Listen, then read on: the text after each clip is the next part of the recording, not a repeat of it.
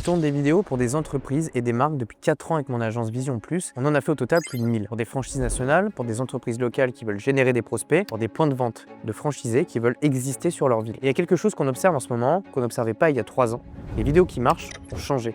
Les codes ont changé et la plupart des entreprises continuent à faire comme avant, sans comprendre pourquoi leurs résultats ne décollent plus. Ce que je vais te partager dans cette vidéo, ce ne sont pas des vérités gravées dans le marbre, c'est pas un système, c'est pas une formule magique et surtout, c'est pas un truc que tu peux demander à une intelligence artificielle parce que ça vient pas d'un livre, ça vient de ce qu'on a vu, payé et réparé sur plus de 1000 vidéos. 10 idées qu'on a retenues, des principes qui ne se voient pas dans la production, qui ne se voient pas dans le cadrage, qui ne se voient pas dans le matériel, mais qui font que tes vidéos vont clairement plus fonctionner ou qu'elles vont du moins changer ta manière de voir les choses. Si tu diriges une enseigne, si tu pilotes le marketing d'une entreprise ou que tu as un point de vente que tu veux pousser, il y a peut-être 2 ou 3 choses qui vont clairement changer ta manière de voir les choses sur les prochaines vidéos que tu vas tourner. Le marché valide, pas toi, pas ton équipe, ni ton agence. Voilà comment ça se passe dans 9 entreprises sur 10. Tu as une idée de vidéo, tu l'as fait valider par ton équipe qui trouve ça cool, tu l'as fait valider par ton agence qui trouve ça super sympa aussi, et tu te lances en pensant que tu es clairement prêt. Sauf que rien de ce qui s'est passé avant le lancement ne te dit si cette vidéo va marcher, ni ton équipe, ni ton agence, ni ton instinct. Aucun de ces filtres-là n'est le bon juge. Le seul juge, c'est le marché. C'est exactement comme une offre commerciale. Tu peux passer des mois à la peaufiner, à la valider en réunion, à la trouver parfaite, et tant que tu ne l'as pas mis face à des clients réels, tu n'as aucune idée de ce qu'elle vaut. C'est le marché qui valide, pas l'entrepreneur, pas son marché, pas son consultant. Pour la vidéo, c'est exactement le même mécanisme. Tu peux avoir une vidéo techniquement irréprochable, un scénario super malin, un casting impeccable. Si le marché ne valide pas, c'est que quelque chose s'est joué que tu n'avais pas pu anticiper. Et là, ce que tu dois faire, c'est pas défendre ton choix face au marché, c'est justement l'écouter. Et c'est ce qui sépare les entreprises qui finissent par scaler leur contenu de celles qui abandonnent au bout de 3 vidéos. Les premières acceptent que c'est le marché qui décide, les secondes pensent encore qu'elles peuvent prédire ce qui va marcher. La première vidéo ne sera jamais la bonne. Et c'est là que les entreprises abandonnent beaucoup trop tôt. J'ai vu des entreprises tester un format pendant 2 ou 3 vidéos, ne pas avoir les résultats attendus et arrêter. La conclusion, c'est souvent la vidéo, ça ne marche pas pour nous, donc ils laissent ça de côté. Sauf qu'elles étaient peut-être à une vidéo près de trouver leur formule. C'est pas une intuition que je te livre, c'est ce qu'on observe à chaque fois qu'on bosse avec un nouveau client. Les premières vidéos, on tâtonne, on teste un angle, on teste une longueur, on teste un narrateur et au bout de la 4e ou de la 5e, quelque chose se débloque. On comprend ce que le marché attend de cette entreprise. Alors si tu te lances dans le contenu vidéo, accepte d'avance que les premières ne seront pas les meilleures. Considère-les comme des tests payés, c'est pas une dépense, c'est de la donnée. Les conséquences arrivent toujours 3 mois plus tard. Il y a une règle qu'on a apprise à nos dépens et qu'on rappelle systématiquement à nos clients aujourd'hui. Tout ce que tu mets en place en vidéo, tu en verras les conséquences environ 3 mois plus tard, pas avant. Et en réalité, c'est pas spécifique à la vidéo, c'est la vie.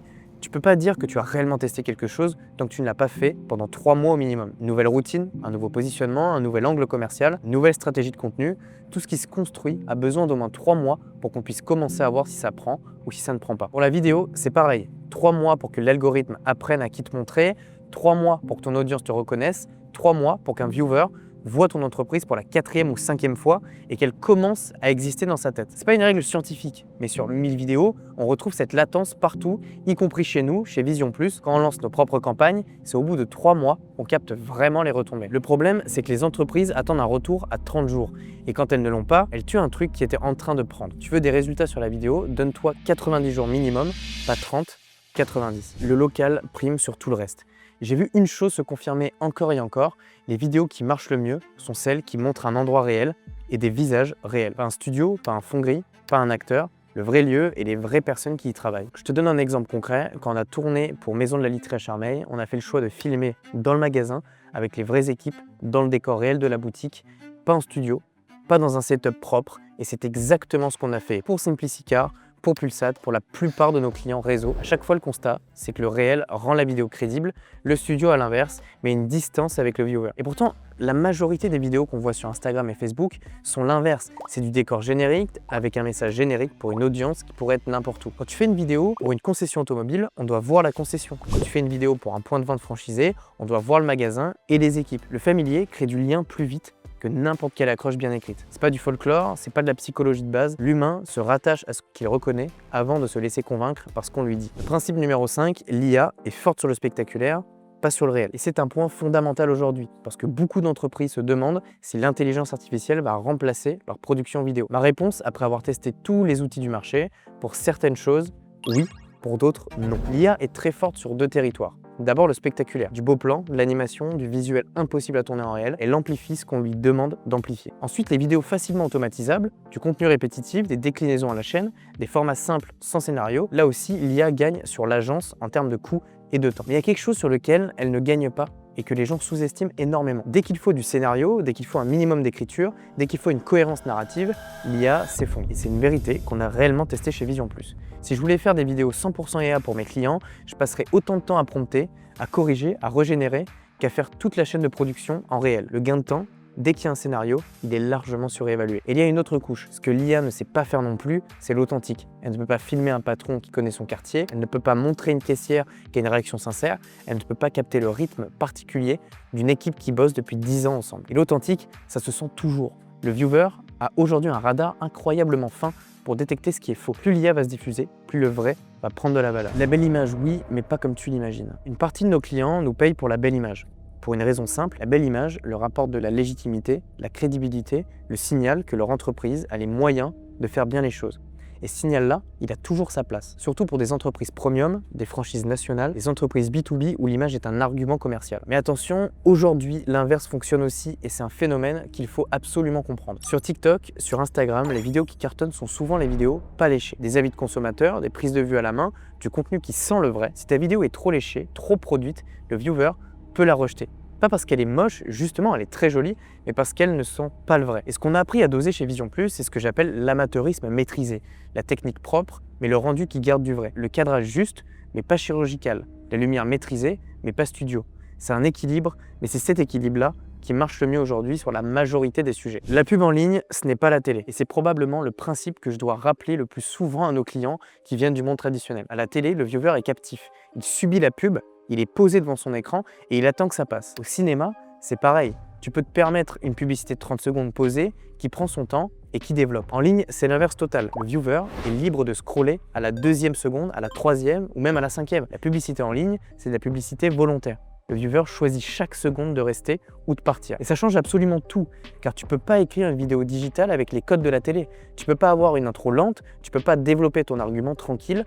En fait, tu n'as pas le temps. Tu as une fraction de seconde pour donner une raison de ne pas scroller. Et c'est de là que viennent 2 batailles que tu dois mener à chaque vidéo. La première bataille, l'attention. Comment tu fais pour que le viewer ne scrolle pas? C'est la première question qu'on doit se poser à chaque vidéo qu'on produit. Ça se joue dans les 3 premières secondes. Et le levier, c'est rarement la qualité d'image. C'est plus souvent une promesse implicite, un visage qui interpelle, un moment qui sort du flux, une situation qu'on n'a jamais vue. Et le piège à éviter, c'est faire une intro qui se prend pour une intro. Du genre, bonjour à tous, aujourd'hui on va parler de X ou Y. À ce moment-là, tu as déjà perdu. Parce que le viewer n'attend pas qu'on lui annonce ce qu'on va lui dire, il attend qu'on rentre directement dans le sujet. L'attention, ce n'est pas un truc qu'on capte, c'est un truc qu'on ne perd pas seconde après seconde. La deuxième bataille, c'est la rétention. Et c'est là que la majorité des vidéos meurent. Tu ne peux pas capter l'attention dès les 3 premières secondes, mais tu peux la perdre à la 8e, à la 15e, à la 30e. Faire rester le viewer, c'est l'enjeu central aujourd'hui. Et c'est ce que la majorité des entreprises sous-estiment. Garder le viewer, ça veut dire qu'à chaque moment de ta vidéo, il doit y avoir une raison de ne pas partir. Une révélation qui arrive, une question ouverte qui n'a pas encore eu sa réponse,